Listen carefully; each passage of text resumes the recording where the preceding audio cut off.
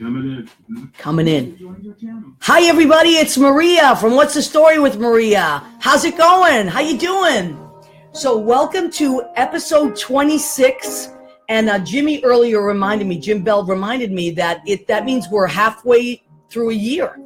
So we started the show in July, and we are now at episode 26, which means we are 6 months in. So tonight is our 6-month anniversary. Congratulations. Yes, and my friend Michael, yes, thank you everybody on the likes. People have been watching our show every week. You've been with us for 6 months. Thank you. This is our anniversary. So you hear that in the background, that beautiful sound?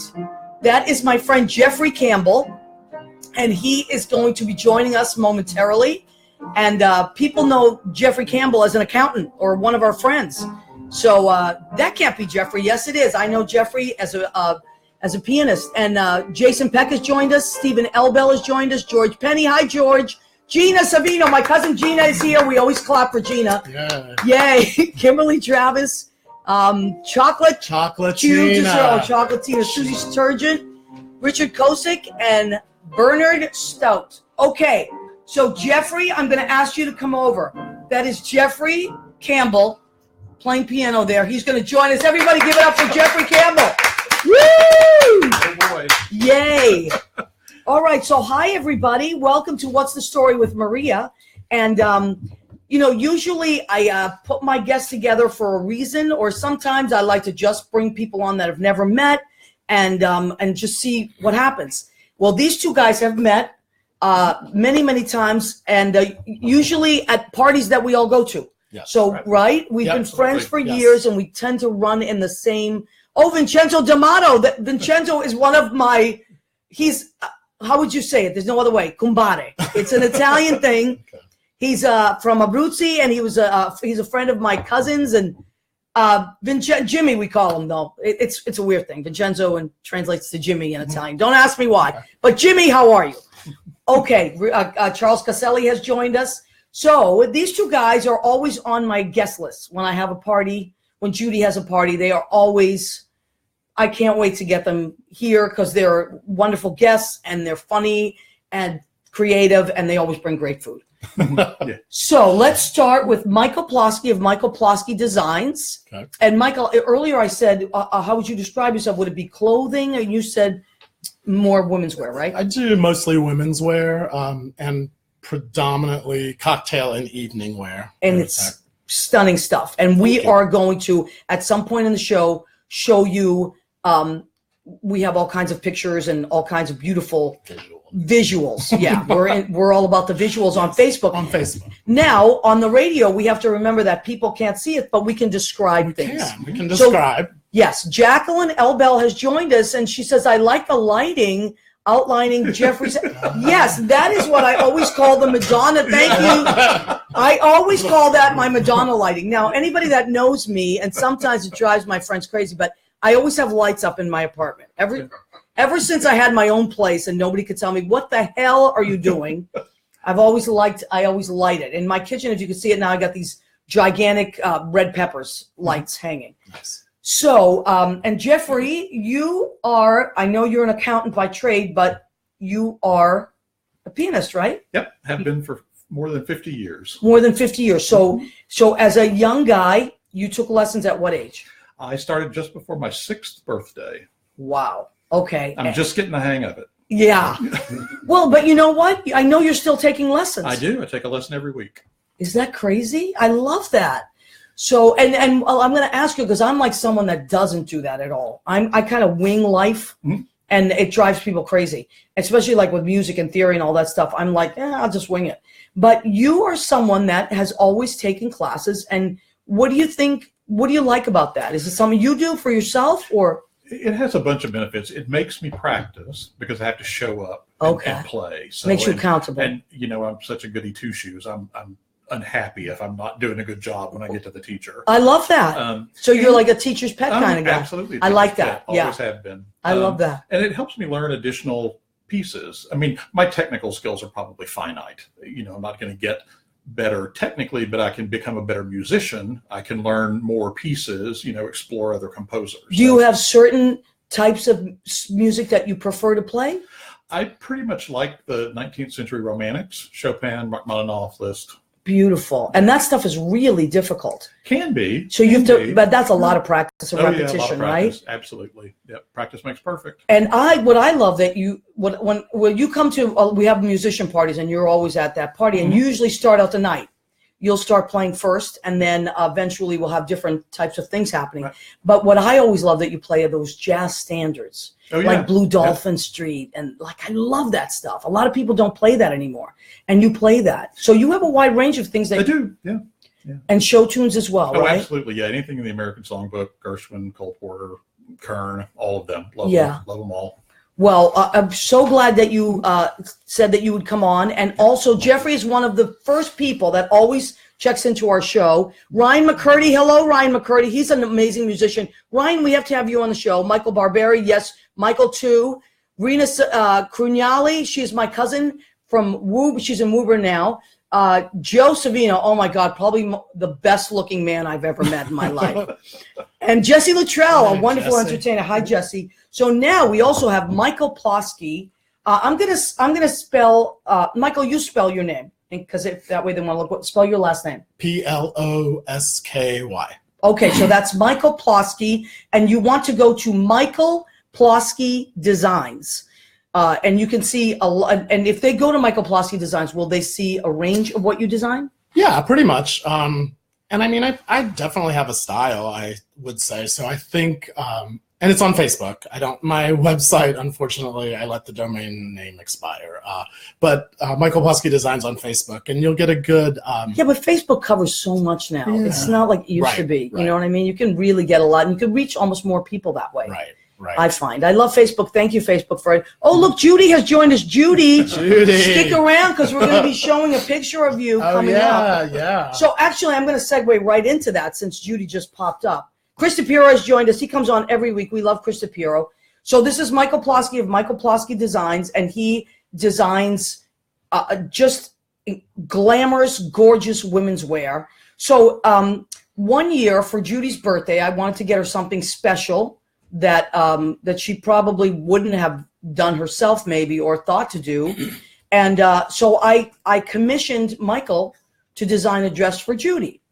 And it was a great success and a wonderful thing. So and then Michael had a bunch of pictures done by a great photographer and asked Judy to join. And she was photographed as well with the dress that Michael designed. And then Michael gave me the framed picture as a present for my birthday. Yeah. So you see how creative people give gifts? That's what we do. Yeah. So let me just show you this. This is Judy Mesa. You've seen her on the show. She's been here before. And she is also in the numbers, as like Jeffrey. She's an accountant too, deals with money. She said, no, please. No, she doesn't. Too late. Too late, Judy. Here it is. So the reason I want to show this is because, okay, see the shoes? I'm going to show the shoes. Yeah. Judy brought Michael. And the back of them had like black lace. They were nude with like just the back had like black lace. Yep. That was it. And that's what Judy brought Michael. And that was the inspiration. She said, make me something that matches these shoes. She loved the shoes. And so with that, this is what Michael, just from those shoes, this is what he designed for Judy. So this would be what they call a nude illusion, right? Yeah, underneath. Underneath, a nude illusion. And then there's lace, black lace on top. And the back is really, I wish we could see the back. I wish we'd have done some back shots because the back was really low. Yeah, which was really cool. Gina Savino says, sexy lady. Gina, when you come to New York, which I'm dying to get my cousin Gina and Joyce here. They're hairdressers, and they're so funny and fabulous. When you come, you have to meet Michael, and maybe you have him design you something. He's really cool. Hector has joined us. Hector Garcia. Hi, Hector. Paul Donnellan has joined us. Okay, so do you usually work? Are you the kind of designer that likes someone to bring? If someone says, make me something, do you prefer them to tell you what they want or bring something? Or how do you... What do you like better? Kind of a combination. Okay. I mean, I don't deal with mass market. So what I do is individual clients. So I feel like to have a good rapport and a good partnership with the client helps find out what they want. So when you say individual clients, so someone will come to you and say, I'm going to something really special. I need a dress for. Now you did someone that we all love. She's a wonderful actress. Marsha, you want to talk about Marsha? I could. Yeah. Because she's great. We all love her. And you designed something for her, right? Sure. Marsha Gay Harden. I was introduced to her, and I had the unique honor and great honor to do a dress for her. And but it was much like I would do for anybody, really. We met the first time we met, and we just talked about what she liked and what she liked and what she didn't like. Okay. She had she gave me a lot of leeway, but there were certain specifics. For instance, she said she really liked this décolletage area. What is a décolletage? I don't know what that means. Kind of like your collarbone, like this chest. Not really your cleavage, I guess, but it's a right nice here. way of saying that. So she likes to show that part. She likes that. She was very, very adamant about not wanting to show the lower part of her arms, which I think a lot of women that reach a certain age, get very paranoid about that. Yeah, see, and isn't that crazy? Everybody likes something different now. Okay, so Judy said, now Michael will design my new dress for my 41st birthday, really new. Wow. Well, easy. Judy is Cuban, and she likes to just let it go. So I'll just do the lace with nothing underneath. That's it. That's it. That sounds good. And someone has. So let me see, Joe Savino, what is he putting up here? Let me see. Joe Savino, very handsome. Maria is live in the garden. Okay, great. So follow Joe. Will add links there. As sometimes Krista Piro adds links. Leo Rodriguez sometimes joins us. So yeah, follow those links. And we are on, just to remind you, we are on, of course we're on Facebook, we're Facebook Living, but it's armeddigitalmedia.com. That is the reason I'm here, because Armed Digital Media and Joe have asked me to come on and do a show, and I'm loving it. So it's 6 months in, and so all those links that I put on the page, please follow them and go and support those great radio stations and podcasts and all that stuff. So let's do this. Okay, so this is the Marsha Gay Harding dress that Michael designed. She's beautiful. She's great. I love her. She's really, really cool. And I think this was right around the time she was doing Pollock, right? No, this was after that. Oh, was it after Pollock? Yeah, this was way after that. This was wow, how beautiful is that? So you designed that dress? I did. She was on a show, Code Black. Oh, yeah. Television show.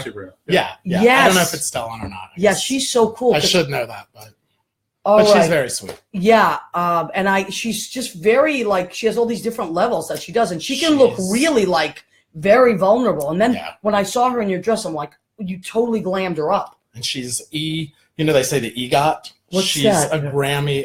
EGOT is Emmy, Grammy, Oscar, Tony. Oh. And she only is missing the Grammy. So wow. Maybe if she reads an audio. I have to write her some songs. Yeah, or do a rap or something. Oh, yeah, let's get her doing that. Yeah. All right. Yeah. So, Jeffrey, I want to come back to you. You are originally from? A little town in western Arkansas, population 805. Oh, my God. Population 805. Okay, so a shout out to my friends in Arkansas, the Ron Hope and his family. They're so sweet. And Will Trice and his family, they sometimes come on. They're from Arkansas. Great people. I love, is it Arkansonians? Arkansans. I love that. And Michael, you were in New Jersey first, and then you grew up in North Carolina? Yeah, was born here. And lived in New Jersey, Central Jersey, the shore, until I was love about Jersey. 11, and then North Carolina. Okay. And then came back up here right after college. All right. Oh, do you vote there, Jeffrey? Judy said you vote there. No, goodness no. I've been in New Jersey 20 years. Okay, so he's in Jersey now. John Bell joined. So Jeffrey, so as a young boy, you started taking lessons at 6, and you loved it? Well, or did your mom make you? Or? Well, a couple who lived in New York somehow found this town in Arkansas and moved there to retire.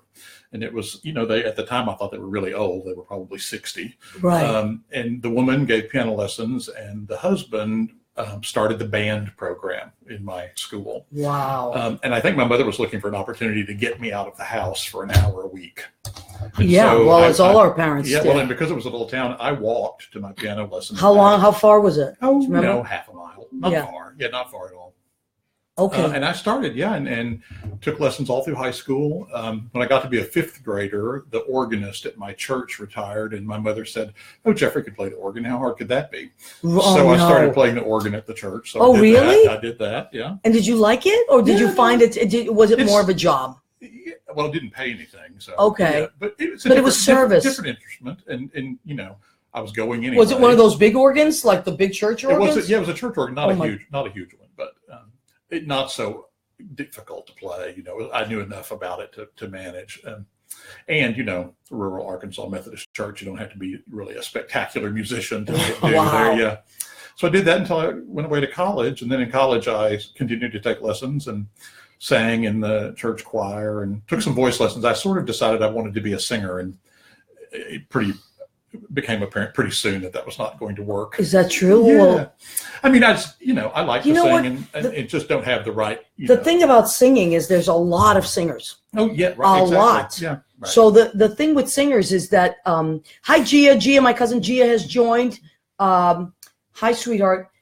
Jim Gaglione has joined. Now the thing about singers that I find is there's so many singers that it's hard to like stand out. Right. It really is. Like there's just so much competition. And the thing is, especially in New York, it's like I remember I went to Nashville once and for a wedding, and I said, "Oh yeah, I'm a songwriter," and they like literally were like, and right. Because everyone in Nashville is a songwriter. Right. Just like in New York, almost like there's a lot of singers. Right. So you see people it's true. Yeah. So there's other stuff. I always find musicians are like so interesting because that's math. I mean, you have to really know what you're doing if you're playing an instrument. Yep. And so your story to me tells me that, like in schools now, it depends. Jersey has great programs. I will say, like, I give it up to Jersey. They have amazing programs for the arts. But like, I know like in the city and the inner city, especially, there's not a lot of that happening.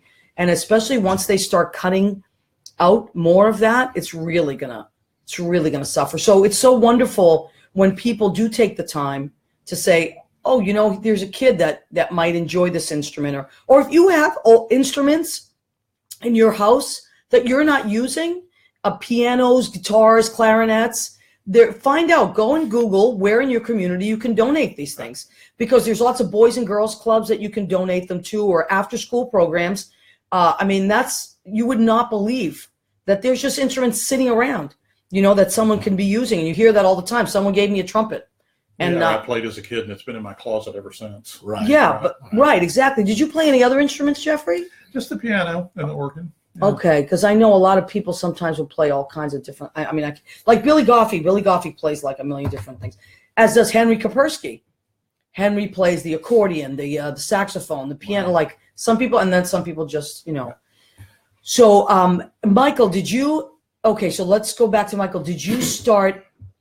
So, how does one become a designer, or did you always? Were you a good draw? Did you draw well? Yeah, I was always. Was that your first thing? I guess. Yeah, I was always artistic and always. And that's how it manifested. Naturally creative, but living in North Carolina, to say, "Oh, I want to be a fashion designer," was sort of very far-fetched, right? And especially back then. Yeah, and very pie in the sky. So I went to Appalachian State University, which is in the mountains of North Carolina. Oh my God! Wow. I studied graphic design. Wow! But it was I was right on the cusp of all of the computer. This is how dating ourselves. But there was my senior year. There was one Mac, and it was a Mac lab. And that was all. Everything else was by hand. Like cut and paste literally meant you cut things with an X-Acto and would use like rubber cement. And that's probably what it comes from still. Right. To cut and paste. So after that, I kind of like floundered with not really knowing what I wanted to do. And I worked in retail and I worked in restaurants. And well, we all do that. Yeah, that's like if you're creative, you're going to work in a restaurant or a bar at some point in your life, or retail. You have to. Right.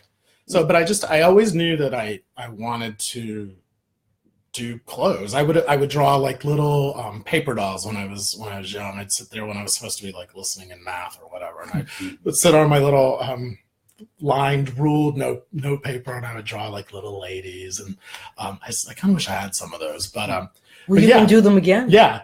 But after I floundered around in Charlotte for a couple of years, and then I just decided one day to apply. After I got my bachelor's, I said, well, you know what? I'm just going to apply to go back to school. So I applied to FIT here in the city. And great school. Yeah. Joe Cangelosi went there. Oh, cool. Yeah, he's an interior designer friend of ours. Got accepted and moved back. And then now, when I first met you, though, you were working in pageants. Yeah, I was hoping, but I mean, that's how I knew you. I was like, well, he's involved in the pageants, right? Like you knew Miss Hawaii or something. Right, my friend was Miss Hawaii. Yeah. They loved you. All these girls were around you all the time. It was funny. Like it was like having this little you. pretty entourage. The straight boys loved it. That's how I have like all these straight friends, because I always brought like the beautiful women around. You always were surrounded by beautiful women. And you were always wearing like a tuxedo or like my black suit. Yes, you were always dressed to the nines. Now it's just that's what wash happens. and wear. You don't get Yeah, well, if you have to go to somewhere nice, though, I've seen you with beautiful clothes. I clean up. But I would help sort of dress pageant girls. That's kind of was like, and I think when you're young, and I sort of share this with Jeffrey, growing up in like a southern town. I lived in North Carolina. Your outlets for fashion, for instance, were very limited. So seeing like Miss America on television, and then there was like a beauty pageant in my town that went to Miss North Carolina, that went on to Miss America. Did you ever work with them? Yeah, and that was like, for me, that was like the height of glamour. Because of course, that's a big deal. There was nothing else. There was no New York runway in my town, so to help these girls with their horrible sequin gowns and big shoulder pads at the time was what I had. It was amazing. Yeah, wow. So, yeah. So, and you did a show. I remember I went to one of your runway shows that was really cool down at the Stonewall a couple of years ago. Yeah, I did. And our friend Katie Cass. Katie, I wish you were watching. Yeah, we have a picture. Yeah, we have a picture of Katie Cass. Let's show that. Katie's a great singer. Katie's an amazing singer. Katie Cass is out in Madison, Wisconsin now. She's moved back. I know we had a picture of Katie. We'll find it in a minute. Maybe it's in that. But okay. So you have Katie. All right. And this is kind of no, I'm sorry. Go ahead. It was just for me, getting back to like how I'm inspired. I had gone. Stonewall does this singing competition. Yes. And I didn't know Katie at all. So I went one night. I was just at Stonewall, and they were doing this thing called Stonewall Sensation, which is sort of like an American Idol, on a local level, obviously. And here comes this girl, this woman, and opens her mouth, and it's magic. And I was just so moved by her singing. I went up to her after and I said, if you make the finals or whatever they are, I was like, I would be so honored to make a dress for you. Well, she progressed and made the final week. And so we got together and I made a dress that she sang in. Wow. And now we're really good friends, and we've been friends ever since. Yeah, and you also captured her energy. Yeah. That's what I love about Michael's design. So this is our friend Katie Cass, who is like so alive and vibrant and funny and has the most amazing like gospel voice. Yeah. And a great name for a singer. Yes, Katie Cass. Yeah. And her dad, is Coach Cass. He's just coach. He's just a coach out there in Madison, and her mom is a school teacher, and they're really cool people, the Casses. And Kate, you captured her. Yes, you captured Katie so well. That's what I love about some of your. Slyer. Yes, so let's say hi to some more of our friends who are checking in. Les Hopkins is checked in. Hi, Les. Andrew Holmes. Hi, Andrew. Jason Slyer has joined us. My friend Irina Eva, she is a makeup artist, and she designs beautiful jewelry. So, people really like this stuff. So, Jeffrey, I want to go back to you, and I want to, sometimes there's people like me that, wake up or are born and are like, that's it, I have to be on stage. Like, that's it. I said to Judy the other night, I am going to always need an audience. I could be in a nursing home and be senile. Somebody get me an audience. Well, you'll have one there. Yes, I guess. A captive audience. Very forgiving one. Yeah. Oh, my God. I hope they don't throw the pudding go and anywhere. stuff. Oh, my God. But I'm one of those people. I need an audience. But you're not like that so much, are you? I'm pretty much like that, too. Are you? Anybody would tell you I'm internally pretty much a ham. And I love that. Well, you're a Gemini like me, Jeffrey. Well, and I get to do that because I do a lot of teaching in my job. That's so I'm right, in front you do. Of people. So teachers, listen up. You are performers. I don't know if you know that. Absolutely. It's very much a performance. I take piano lessons with, about a dozen other people, and twice a year we have a recital and invite friends. And you better invite me. I definitely will. I couldn't believe I didn't even know about these recitals. Yeah, we play out in Queens at a great space. And I don't have any trouble getting in front of people. I've always been like that, and I just think I'm hammy. I just think that's just the way. I wouldn't put you under the hammy category. That's what I love about when I interview my friends. Yeah. You're always like very distinguished, and you're like one of those people that I'm always like, oh, I'm so glad Jeffrey's here because he's going to help me with things. No, it's true. I'm not being. I'm like, it's like a sigh of relief when I see you. You're one of those people. I'm like, oh, thank God Jeffrey's here. And actually, even when I was selling Terry Ross jewelry, I was over the couple weeks ago at Christmas just for a little extra money, and I love Terry's stuff. Jeffrey stopped by 2 different days with hot chocolate.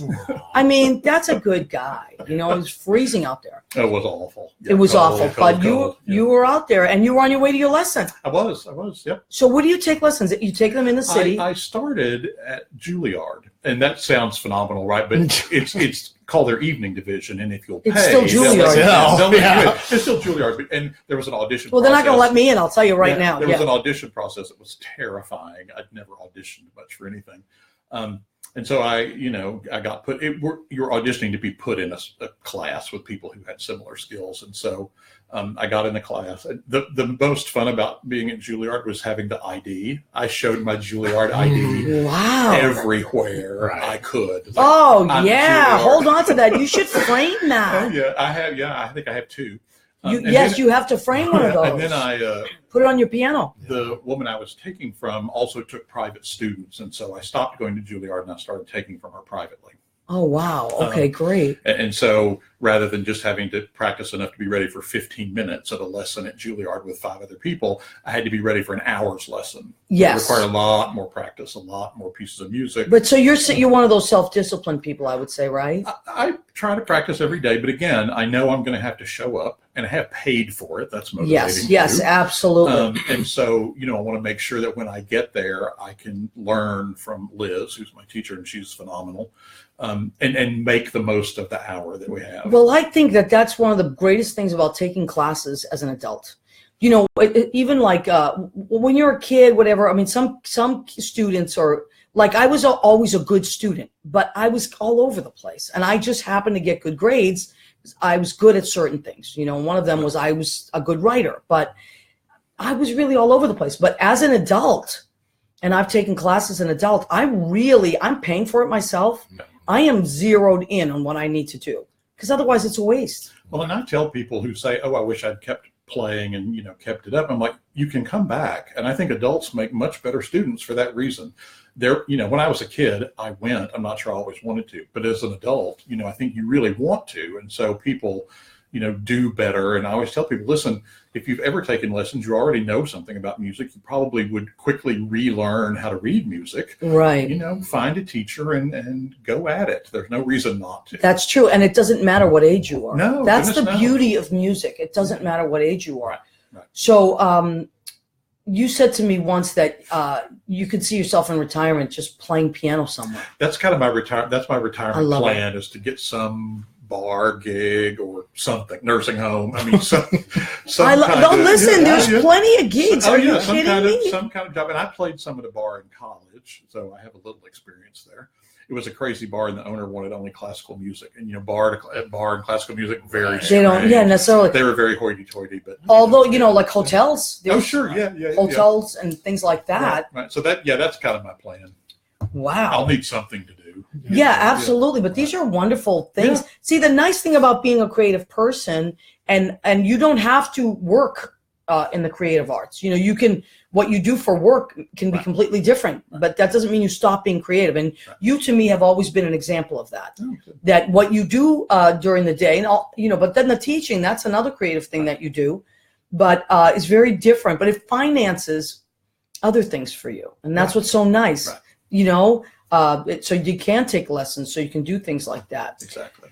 And Michael, so you went to FIT, and did you take a design class in women's wear, or did you just take how did that go? No, they have specific majors, that's what I mean. Sort of like. And what did you make? It was called Design Studio, which was which was their evening wear program. All right, so, great. Yeah.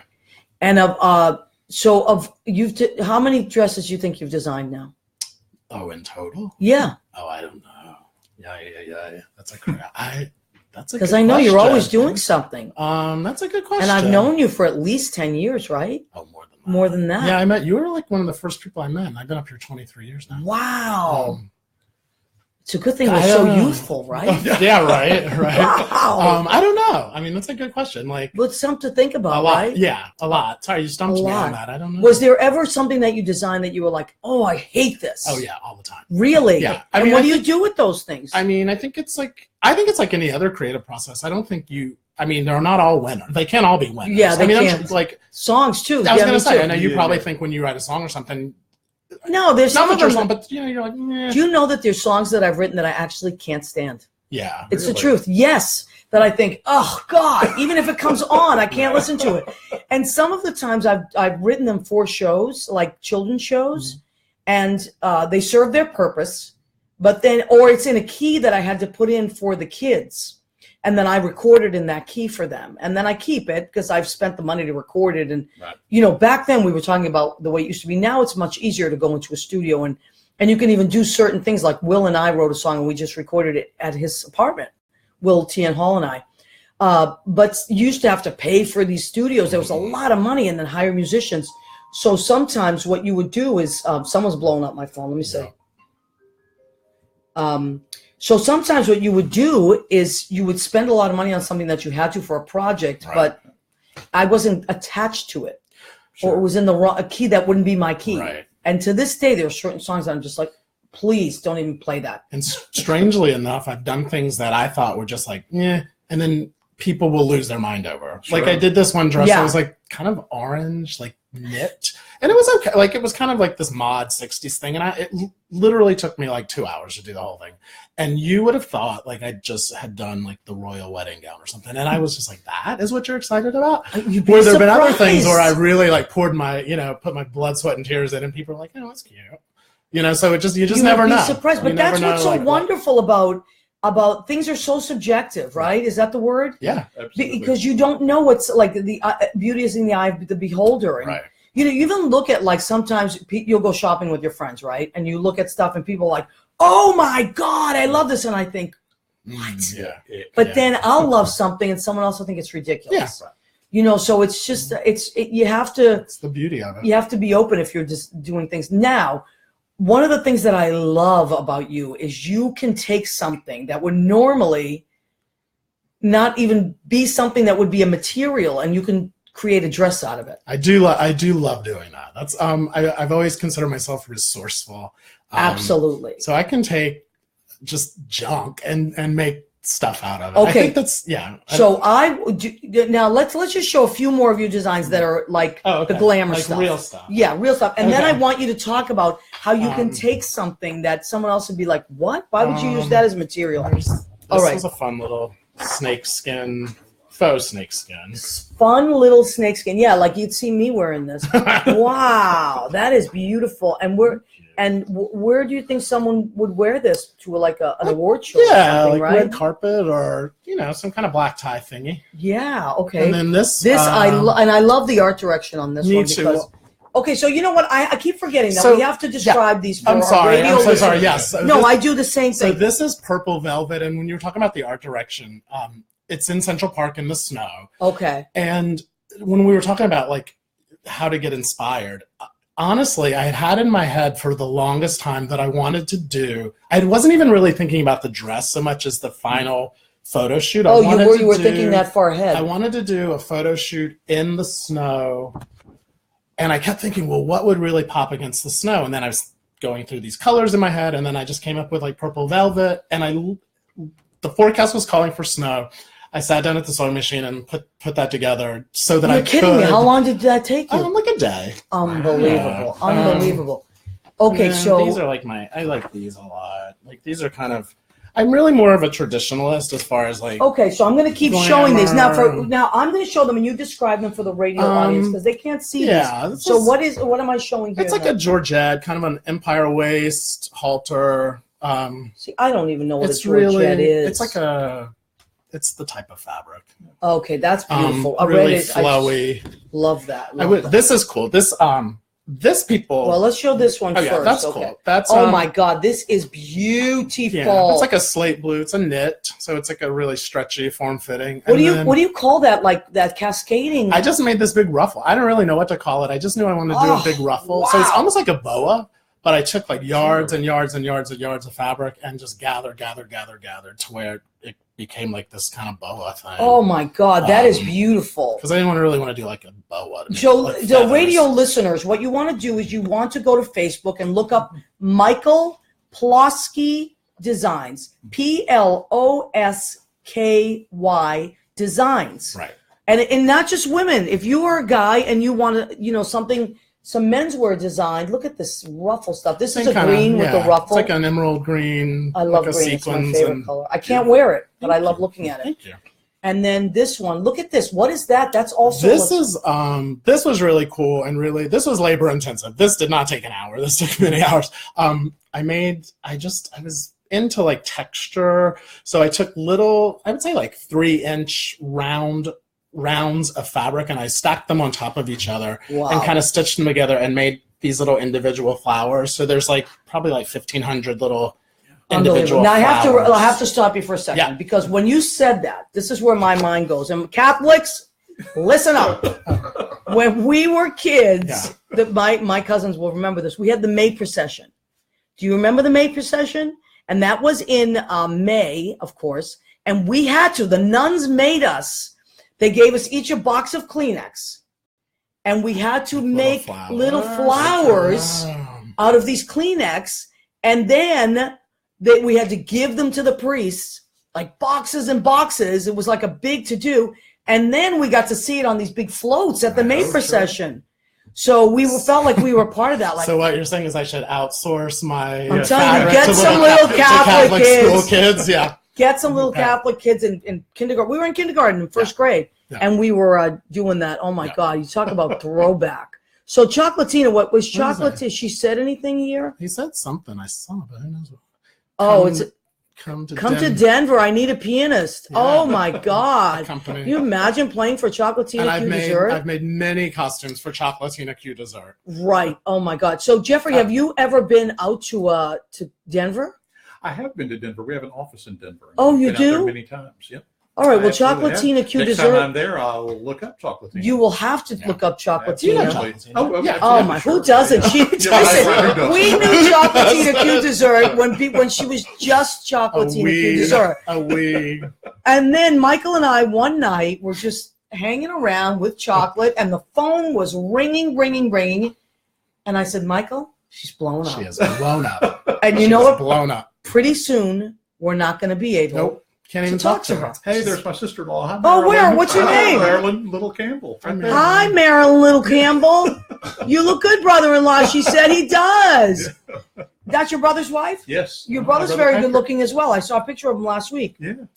Oh, you did good, Marilyn. You did good.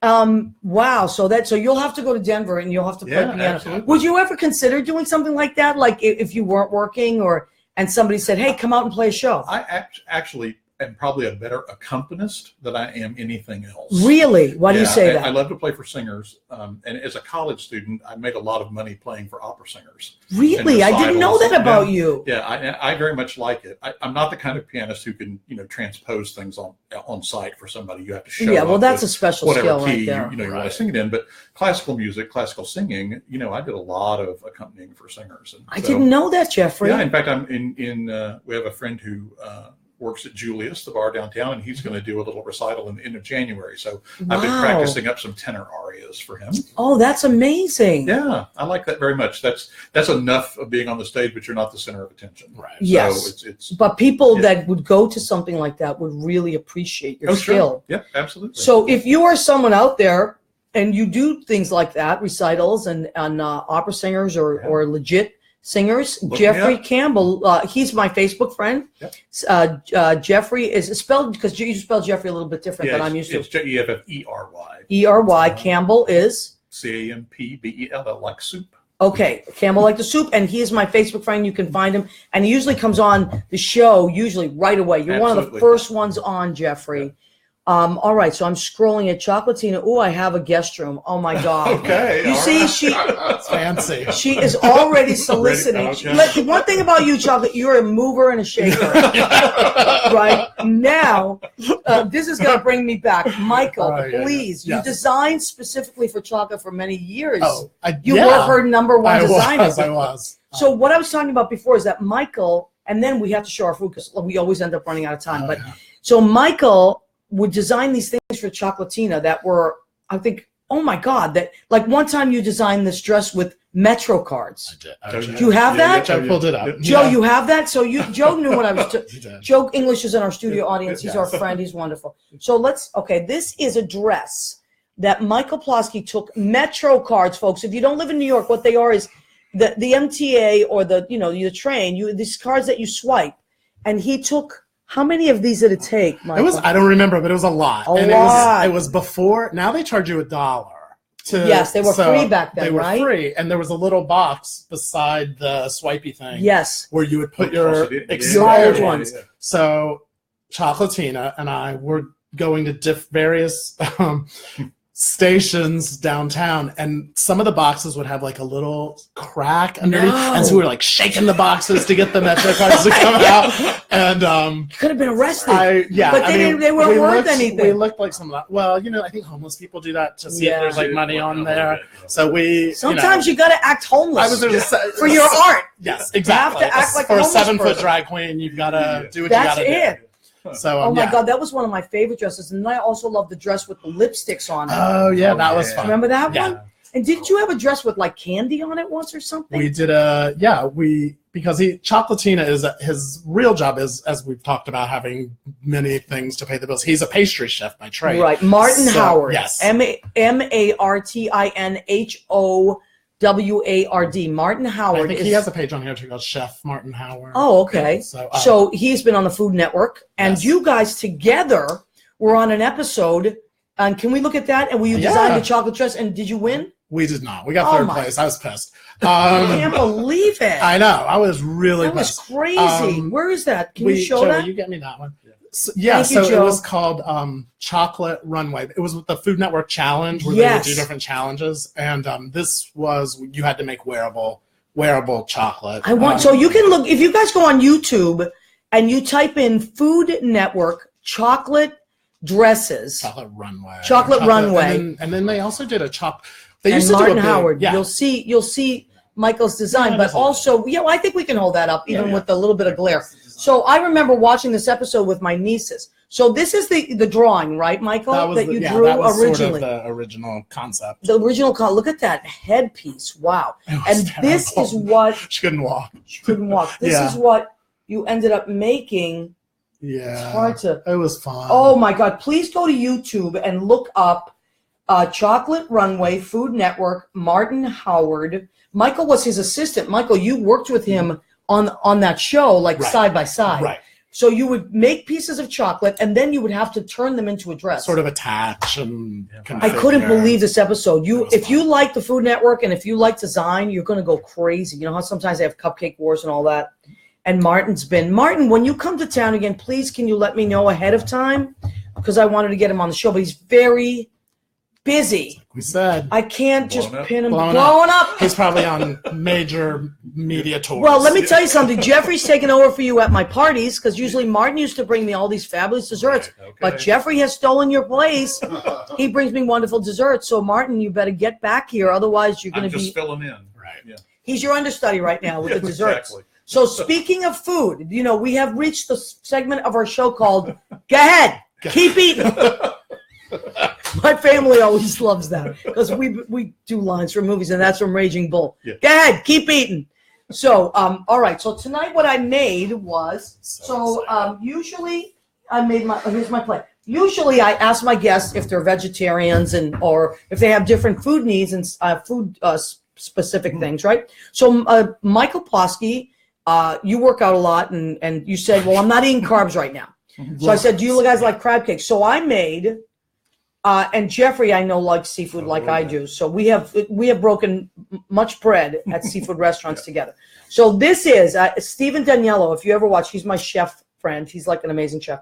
Tonight I made crab cakes, and I made homemade coleslaw with carrots and cabbage, do different kinds of cabbage and kale. I chopped up some kale in there and put a little ginger vinegar. Ooh. Ginger honey vinegar. Oh yeah, you like your fancy vinegar. I love my fancy vinegar. Yeah. Actually, here's a shout out to a great company called New England Olive Oil Company.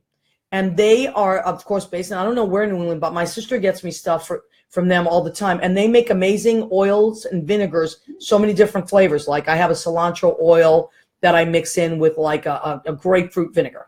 You know, like amazing stuff like that. And so this is my crab cakes I made fresh with fresh crab.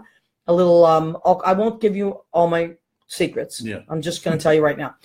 And then I homemade, of course, tartar sauce, which is easy to do. And sometimes people like cocktail sauce, so I put them both on there. On my lighthouse plate. You see, because I have creative people, I must stay on the ball here. So, and the wedges of lemon, I'm going to bring out some hot sauce for that. Jeffrey always gets me some hot sauce. Yeah. So now, Stephen Elbel is here to it, and Stephen doesn't eat meat, but he made us homemade. Oh my God, I can smell the garlic. Bruschettes. So look at these. Could you die?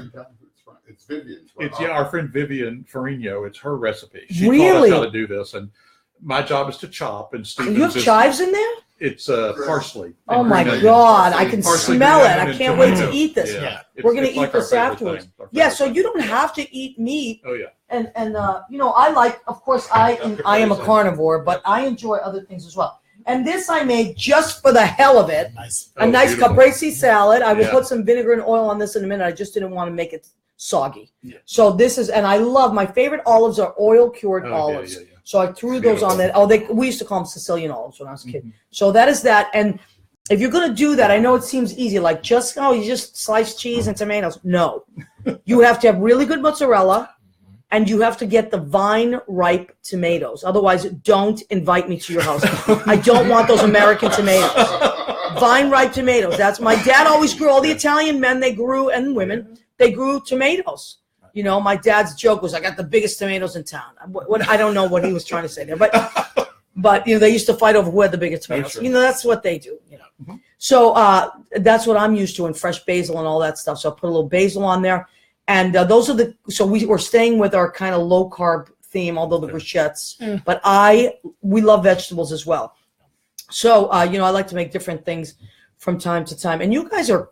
Jeffrey, you cook a lot, and Stephen, you both cook a lot, right? Stephen does most of the cooking. My job is kind of tasting and it's very important. And dessert. You make a great dessert. What's that banana pudding that you make for Super Bowl party? Yeah, that's a killer. It's a heart stopper for sure. People go crazy, but you just made those last week for our show that we had the Dog Fathers. You know, those were your pecan bars, and they loved them. Yeah. And what did you say? There was like 8 sticks of butter. Well, it makes a whole sheet pan, and there are 9 sticks of butter. 9. Yeah. Sticks of butter. Let's hear it for butter. Woo!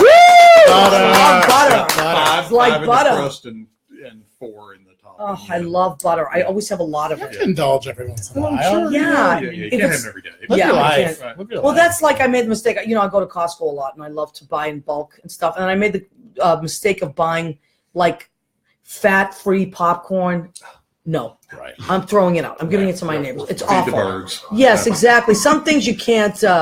You just can't do. Right. Yeah. So let me scroll here. Paul Lucas has come and checked in on us. Louise Cormier. Hi, Louise. Hi, Paul. Well, and I saw Bobby Morrison from my hometown. Oh, really? She's on. Hi, Bobby. Hi, Bobby Morrison. Lisa Lem Cheney. She comes on every week. Hi, Lisa.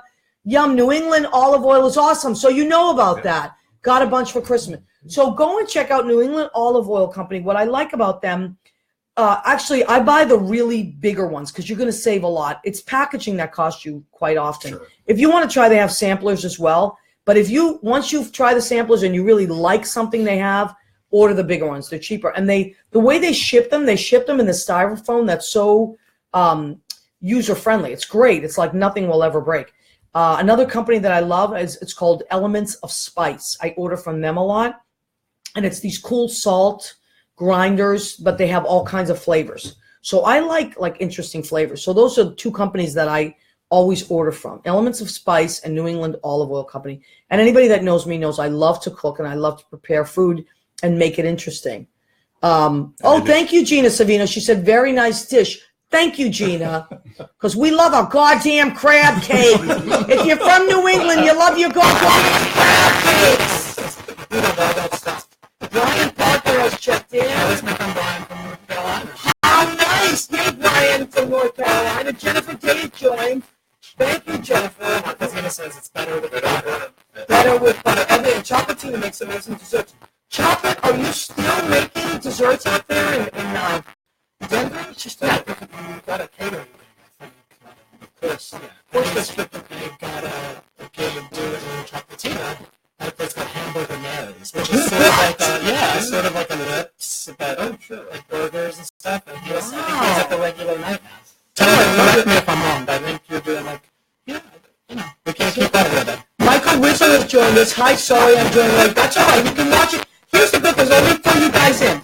Some of you guys, like some of our Arkansas friends and North Carolina friends who just joined us, who've never seen us before. So this is a show called What's the Story with Maria? I am Maria. I'm your host. And it goes to Armed Radio. Armed Radio invited me 6 months ago to do a show for them. They're great. So you want to go to armeddigitalmedia.com. And you can listen live if you don't want to watch it on Facebook or just you're in your car or working on your computer on digitalmedia.com. And then if you're on Facebook, my Facebook page is open, or you can become my friend, and you can watch us every Tuesday at 9. Then it goes into podcast, which is so great. About 6 hours later, 12 hours later, Jimmy Bell, thank you for that, digitizes everything and puts it on Spreaker, SPREAKER.com, which is a podcast house. That's great. That's a free download app, unless you want it, you can upgrade if you want to. But free download app, when you type in Armed Radio, that'll come up, and then you type in What's the Story with Maria, and I have 26. This show will be 26 archived. Also, lots of people these days have iHeartRadio. I know I do, and I listen to it. Type in Sinatra. Sinatra Radio come up with. So just type in, all you have to do is go to search and type in What's the Story with Maria, and you will get the show archived, and you can listen to it in your car or anywhere on the train, and we love that. So next week, I am waiting on 2 people to confirm next week, so I don't want to give away my guest yet and then have them not be able to come. But I will let you know during the week how that goes. So, Michael, we have about maybe 4 minutes left. So what as a designer, what is something that you like to... The sound is messing up? Who's saying that? All right. So let us know, good folks, if the sound is messing up. I mean, hopefully it's okay. I don't know. Maybe it's low. Sounds good to you guys? Okay. So, Michael, what is something that you, as a designer, are you always trying to work with new materials, or how do you inspire yourself to do new things?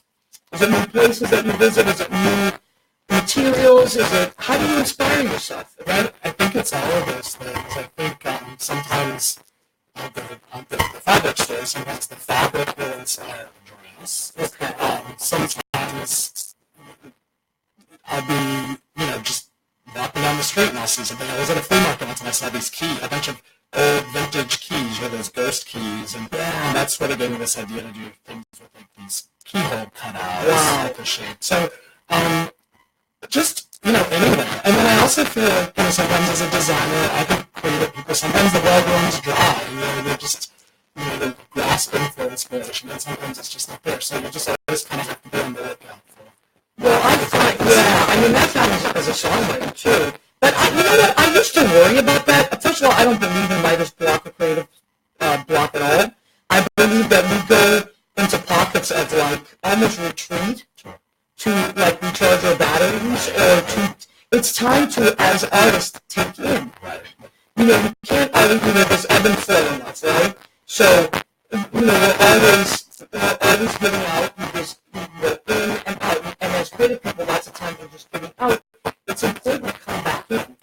Like museums sometimes. And my nieces, they like to go to a lot of museums. They're also very creative people.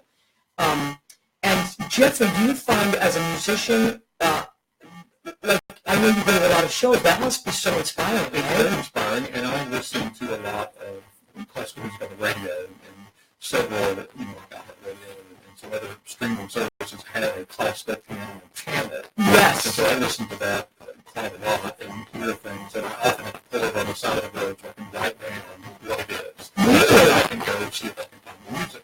I hear a lot of things that way. Other people that's playing, I try to go see other people play, and that's always inspiring. Always. Yeah. And you know, one thing I love, there are people that feel differently, but I, as an artist in this town, have always been, I've never competed with other people.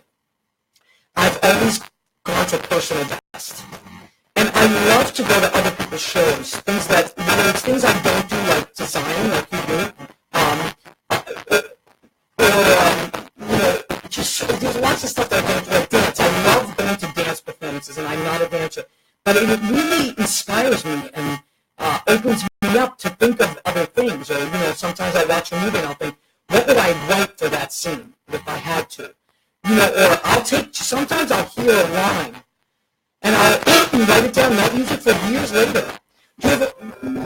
So I think we're running out of time, right, Jimmy? Okay, so let's say thank you to Jeffrey Campbell, Michael Plosky, thank you to Jimmy. Oh, are you kidding me? I can't wait. Thank you to Joe English, Stephen Elbel, they're here, and we're going to eat now. Please come back every Tuesday, 9 p.m. What's the Story with Maria? Thank you, Joe Rocks.